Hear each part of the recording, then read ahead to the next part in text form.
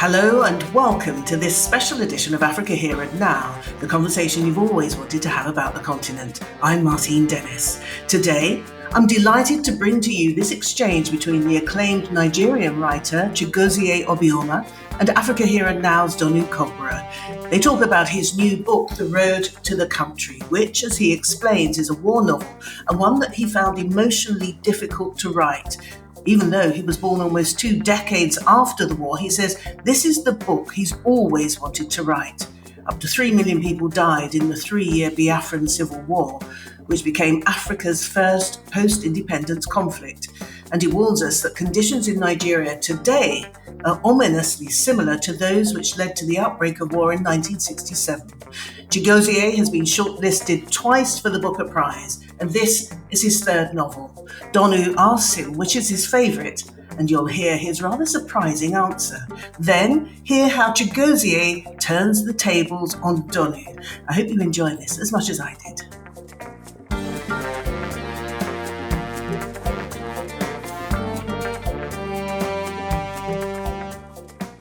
So, what does Biafra mean to you? I mean, you were born 16 years after it ended.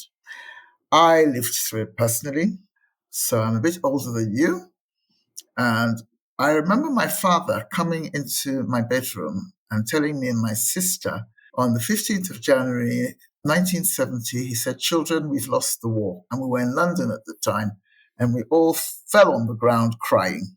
Well, it means a lot of things. My first encounter with Biafra was a very,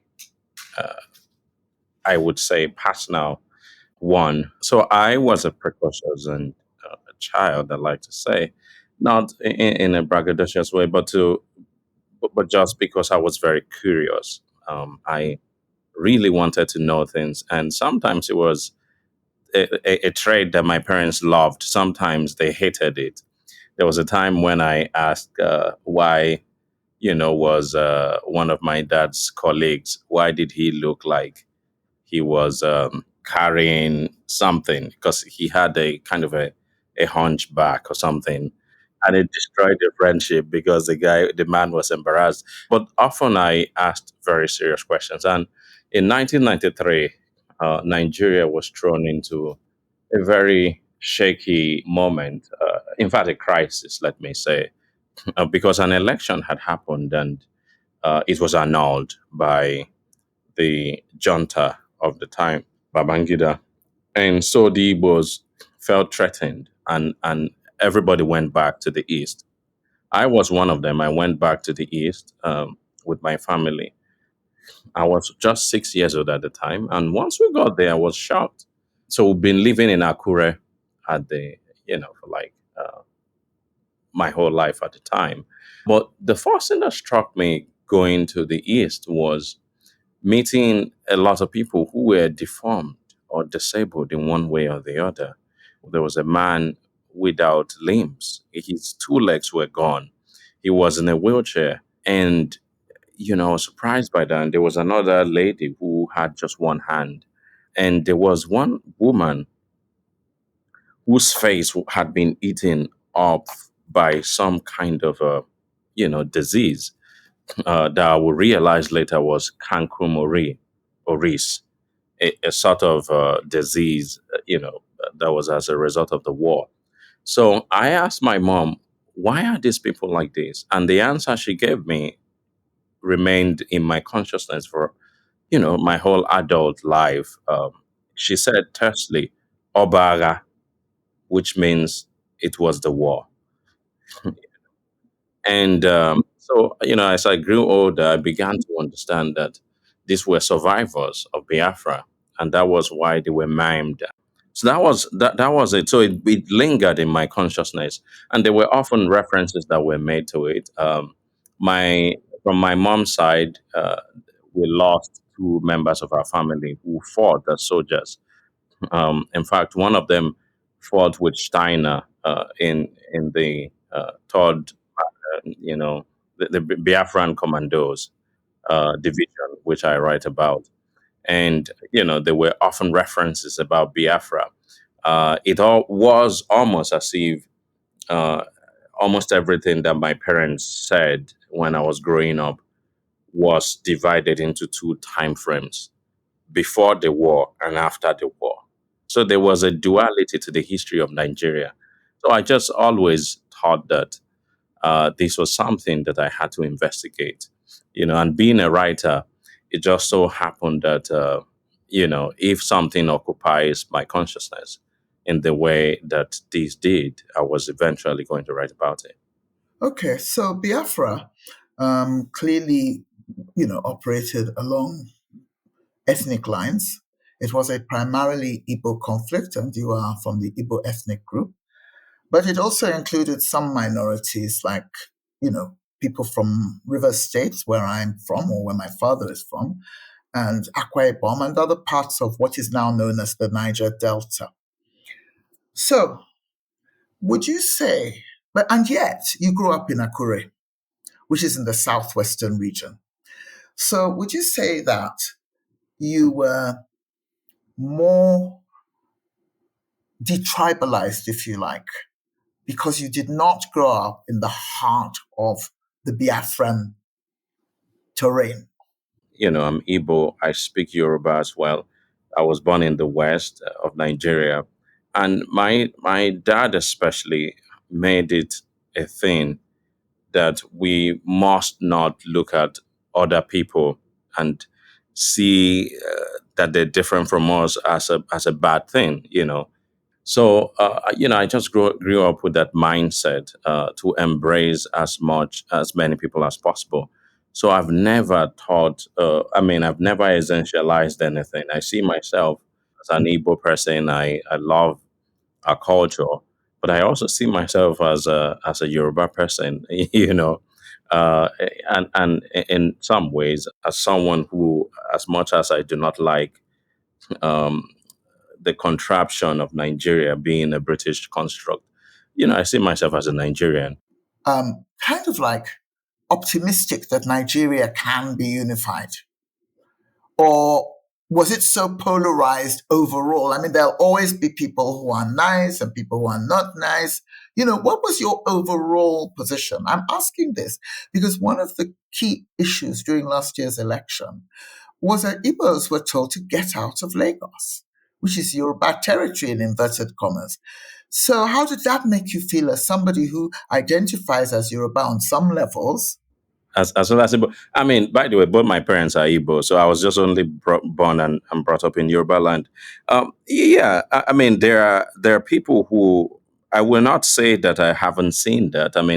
Going to school there, they would always mock us as Igbos, and the war was recent memory. I was born, I came of age less than 2 decades after it. It's only the 57th anniversary of it. And one of the veterans I interviewed told me something which I think is relevant to this, which I will never forget. He said that the tragedies with war is that once they start, they never end.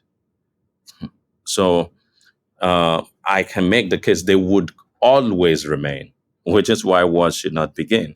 You can make the case that the Second World War still is affecting us today. Like they even it leads to a lot of social political decisions that people are making. It's like 100 years ago. The Civil War in the U.S. is still affects American elections. It's going to affect American election this year. So the ramifications remain even when the people who fought it and experienced it are gone. So I saw a lot of that. The 1993 thing. Why did we just wake up without warning? There was no Igbo man who was even running for election. It was Abiola and this guy, I've forgotten his name, from the north. Tofa, yes. But all the Igbo people felt endangered. If there was going to be any kind of crisis, we all ran away. We emptied out of the southwest. So there was always stuff like that.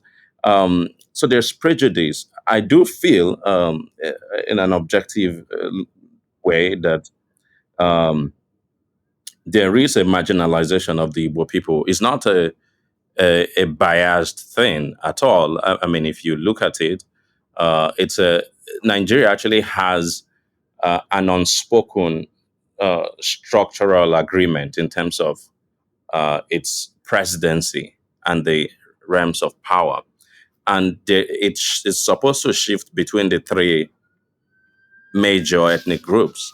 But since 1970, there hasn't been an Igbo president. In fact, or anybody from in fact, the southeast and south.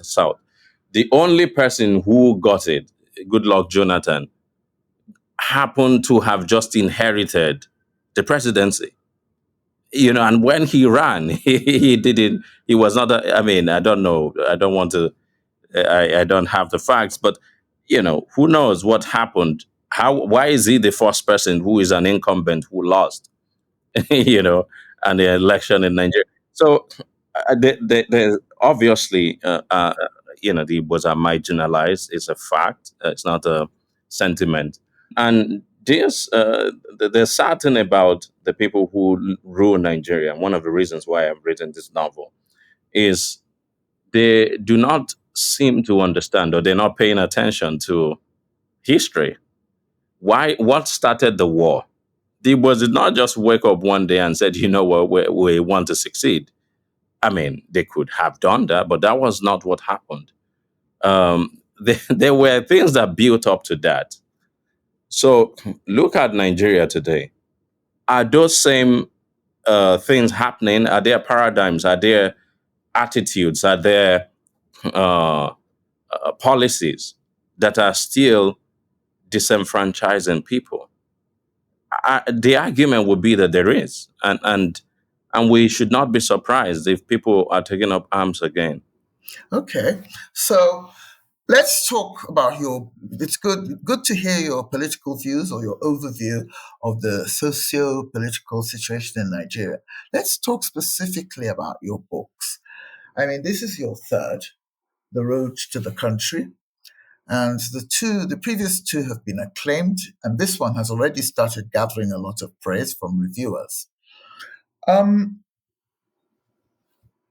if you wanted to influence someone who's never heard of you before to go out and buy your books, what would you do? What would your sales pitch be? that's that's something that I'm terrible at. Sales, being a marketing or salesperson. But what I will say is this: something shocked me about this war. So usually, if you look at the West, um, look at the literature of Britain. I'm in London at the moment. They One thing that the West is good at is that they try to reckon with aspects of their history, even the darkest ones. I mean, sometimes they don't do that, but eventually, when they're forced to, they do it. It's only in recent memory. But the Second World War, the First World War, there's ample amount of literature about that. But what surprised me is that I did not find that in the archives of Nigerian literature. Even though the Biafran War was of such scale that close to 3 million people died, um, some analysts say that more small weapons were used in it than the Second World War combined, you know, and it was one of the first televised war in history. It was the reason why Doctors Without Borders, for instance, was created, was as a direct result of the Biafra War of Independence. But you find a lot of nonfiction, memoirs, biographies, very few fiction. But when you find fiction, they are wartime novels.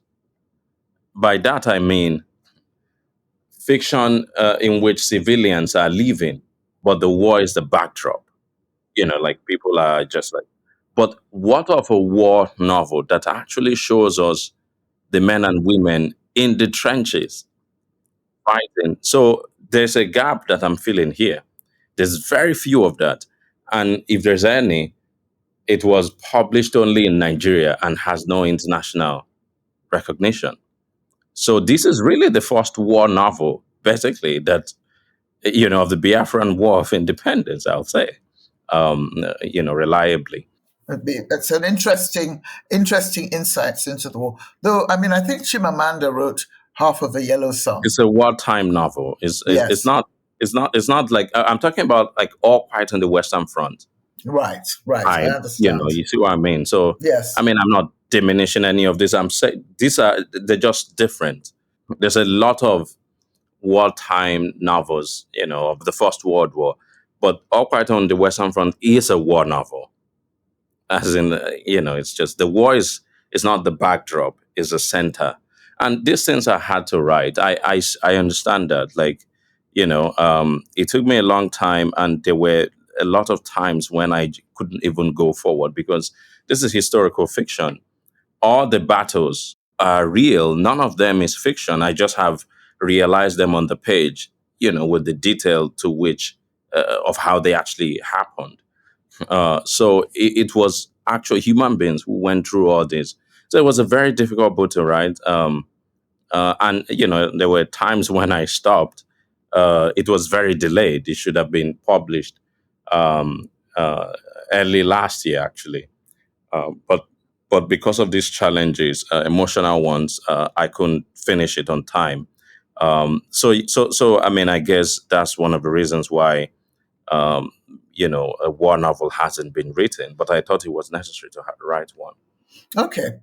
So your books are great insights into the Nigerian psyche and the world around different types of Nigerian characters. But you're still also, in a way, a chronicler, or is that the right word, of Igbo tradition and culture. Very interested in your talk about Chi, which is a reincarnating spirit and the centerpiece of your people's ontology. And you say in one of the things I've read about you that Chi is as central to Igbo civilization as free will is to the Western world, the sort of Western ethos. And I think you quoted Milton's Paradise Lost, which is one of my favorites, I must say. Um, so let's talk a little bit about that spirituality, that thing you think drives chi. What is it? I've always been fascinated with the Chi.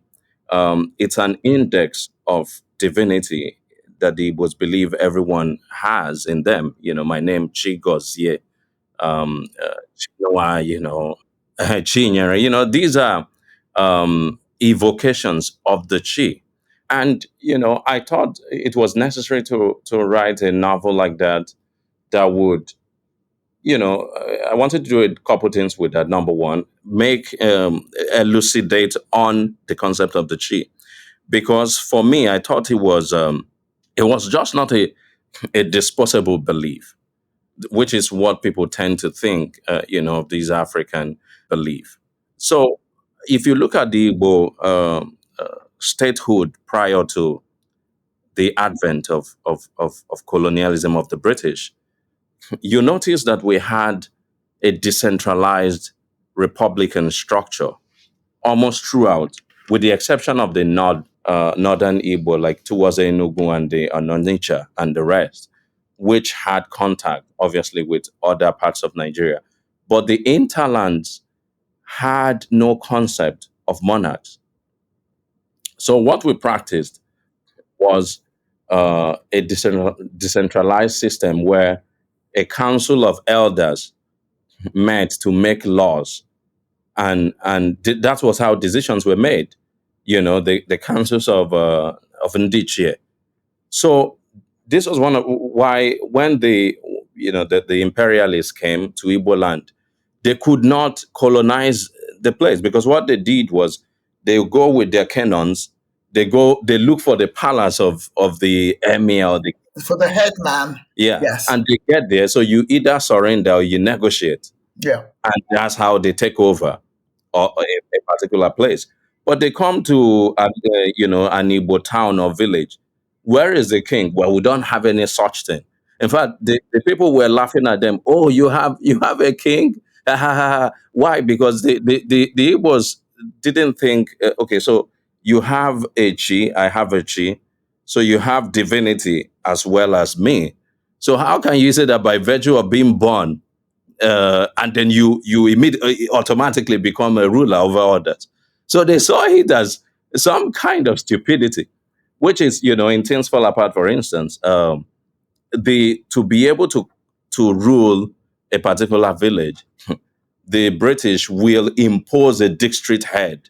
That's right. They created the Warrens chiefs. So yes, so they had to have a centralized system. The point here is that the Igbos had a socio-political structure that came from this belief. So it's not a disposable, like belief. It actually informed institutions. But people are not aware of this. So I wanted to educate people about that. Have your investigations into the cultural and spiritual history of your people made you less of a Christian? Well, I definitely, I'm questioning, as you saw.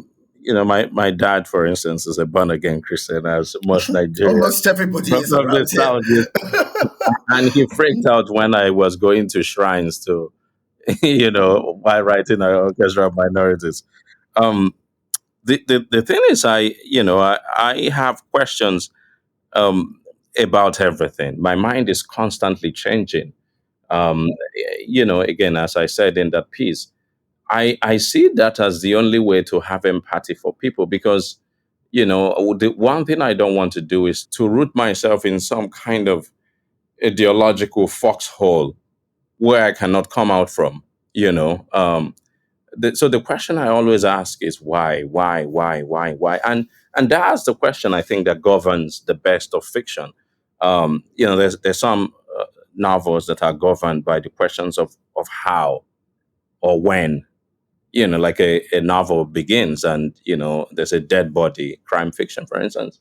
Blood, an investigator comes, and they want to find out who murdered this person. There's a question of when we discover. But the superior question is why. Why is it that a brother who loves his brothers will hate them? By the end of the novel, how does a guy who at the beginning of a novel, an Orchestra Minority, is so lowly and, you know, um, risk throws his most prized possession in a river to risk, to rescue a woman who was about to drown in it, throw herself over the river, become the exact opposite by the end of the novel. Where he's vindictive and almost mad with rage. How do people become this? So that emotional and psychological evolution is very interesting to me. And how does a guy who is a Yoruba guy, becomes drafted in a war that he knows nothing about.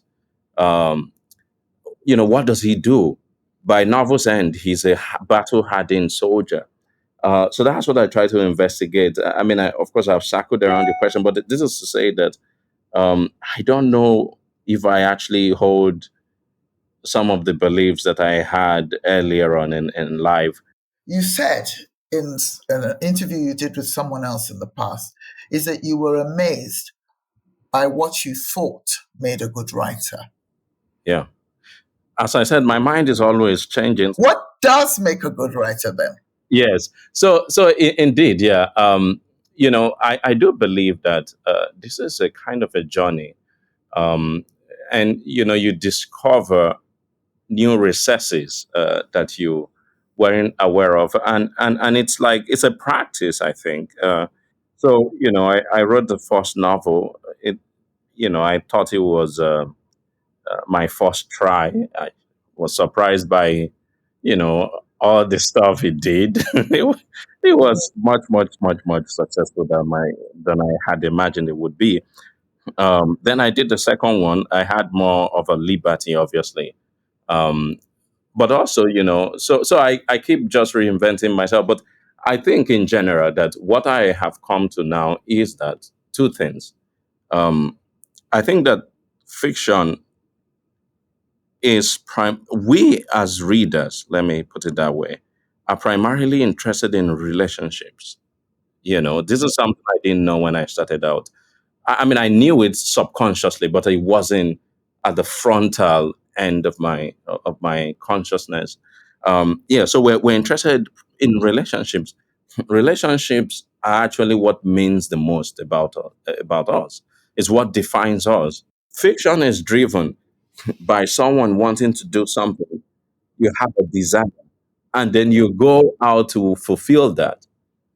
Naturally, you face some obstructions, which leads to conflict, and the interaction between your desire and that obstacle is conflict is that's a story.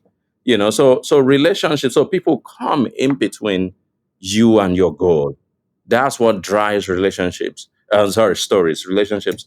Okay, so and then second thing that I have noticed is that um what the reader is looking for is an experience. They don't want to just be taught something or be given some kind of doctrine, or even be enlightened on something. I mean, you can do all of these things, but the reader wants primarily to have an experience, to be taken into a world, into something that is a bit different than they're used to in their everyday. I mean, Even if a it's kind of immersive experience. exactly. So even if it's something, even if you are writing about chocolate, and I've eaten a million chocolates all my life, but I want to experience, the effect of chocolate or love, romantic love in your work in a different way.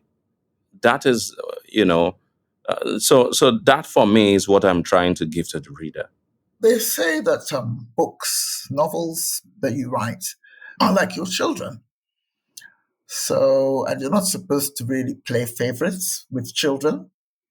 But go on, you can tell me which is your favorite of the three. It's impossible to say that. Partly because, don't know, it will surprise you. I've never read any of these books. What? So what do I mean by that? Well, I only write them. I do not read them. I've never read The Fisherman. I've never read An Orchestra of Minorities. When you're writing, you're creating something. You're revising something. It's a process of creation. Even when I have to read, if you look at the Fisherman or Orchestra, the version that I read from when I go to all these events, you see me, I'm crossing stuff out. I can't stand that I was the one who wrote this sentence 2 years ago. Right. So you're a perfectionist, constantly perfecting your craft. Exactly. So, which means that I cannot read beyond 2 or 3 pages of any of my books. So, I've never read them. So, how can I judge which I like? You know. I see. Well, so what's the next one going to be about? Yes, I can. I guess talk about it because I am going to be writing a piece about my own life. I feel like I should. So it would be a kind of a memoir about um, trying to become a writer because I've faced obstacles that some people haven't faced. One example being that um, I was thrown out of school, in Nigeria, got expelled from the school unjustly, obviously. I was an activist. I gave them some trouble. About what? Well, I mean, it's so. This is one of the sad things about Nigeria. There's no oversight, with this things. Um, this is a school where adults are punished, corporal punishment. They flog you, in a university. You can't go out. You have to sign some sort of paper. It's a wild place, and it just was too oppressive for me. And I spoke out, and I got thrown out of the place. So I thought my life had ended at the time. It was a very terrible time in my life. So I want to put all these stories together into a nonfiction piece. I'm told that I'm not allowed to keep you for more than 45 minutes, and we've run over the 45 minutes. So if you're itching to leave, we can round up now. Okay, last question, maybe. One last question. Okay. About your dad, let me ask you a question. I mean, I really loved reading about him. I listened to some of his press conferences that he had. He was a very passionate man about Biafra. He truly believed. It's sad, he truly believed that it was going to succeed. I just wonder, like, where if he, was still alive today, and let's imagine that Biafra succeeded, where do you think that Biafra would be today in the context of Africa? I believe that Biafra. I'll tell you an interesting story about my father. When he was the Biafran ambassador or representative in Europe, based in London, he had a meeting with the Italian prime minister at the time. And he said to him, why aren't you supporting us? Because as you know, we had very limited support from you in Europe. Even though the children of Europe sent money to Biafran children, and there was a lot of passion for the victims, but on a political level, there was very little support for Biafra. And Dad asked the Italian prime minister, why aren't you supporting us? I mean, it's a just cause. And the guy said, look, Mr. Kabara, we know it's a just cause. But you see, we had planned Nigeria's foreign policy for the next 10 years, and we don't need this kind of disruption. So, even then, there was this sort of like adult-child relationship between, Europe and Nigeria. They thought that they wanted to control what happened. They wanted to control economic aspects like the oil angle. And I think that Igbos and the other minorities involved in Biafra really showed what Black people are capable of. I believe that if Igbos had been allowed, Igbos and their allies in the Niger Delta, if they had been allowed to win this war and plow their own furrow thereafter, I believe that country would have been a successful African nation, maybe a bit like Rwanda or even better. Yes. And I think one of the reasons why Igbos are so resented now is not just because they lost, they caused the war in inverted commas and were the vanquished, despite claims that there would be no victor or vanquished. I think the Yorubas and the Northerners cannot forgive Biafrans for almost succeeding and for the ingenuity that they displayed during that period.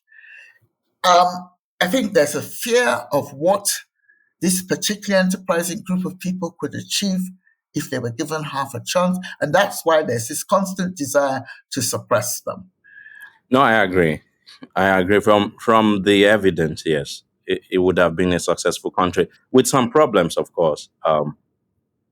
There was a lot of corruption in Biafra, but relatively speaking, it would have been 10 times more successful than Nigeria is today.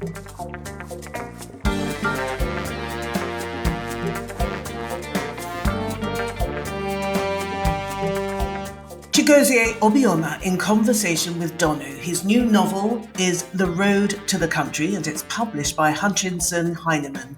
That's it for this special edition of Africa Here and Now. Remember, you can listen to all our past episodes on www.AfricaHere&NOW.com. We're available on major audio platforms as well as on your smart speaker. Just ask it to find the Africa Here and Now podcast. We're on Instagram and Facebook. I'm on X at Martine Dennis. Don't forget our YouTube channel. We recorded this on Thursday, the 30th of May, 2024. Our original music is by Enric Adam. Tevin Suri and Charlie Panton put it all together, and Busby is our producer. A big thank you to Chigozie Obioma, and from Donu and from me, thank you for your company.